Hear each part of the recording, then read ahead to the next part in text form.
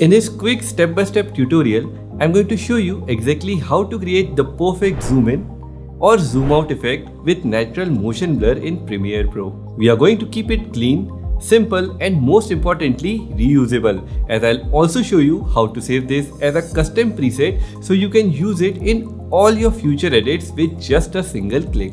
Start by creating a new adjustment layer and then drag it right above the clip where you want the zoom effect to happen.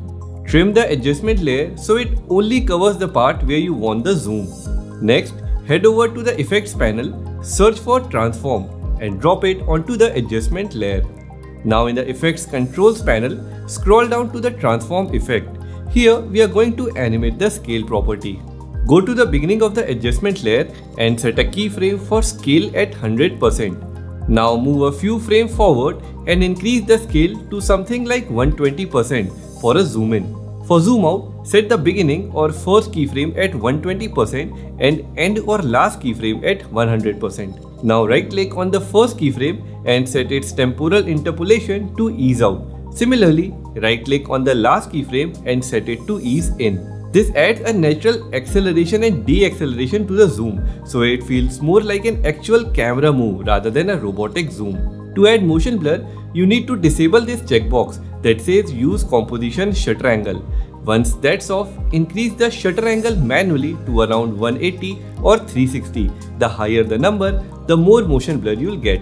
Now hit play and there you go. You've got a beautiful zoom with motion blur. The next step is to save it as a preset so that you don't have to do all this every single time. Click on the adjustment layer and then head over to the effects controls panel. Scroll down and right click on the word transform and hit save preset. Give it a name like zoom in with motion blur, something that's easy to remember. Under type, select anchor to in point. This will always start the zoom when the adjustment layer starts. Hit OK and that's it. The next time you want this zoom effect, all you have to do is drag your adjustment layer, search for your preset in the effects panel and drop it onto the layer. If this tutorial helped you, let me know by hitting that like button and subscribe if you want more quick tips and tutorials like this one.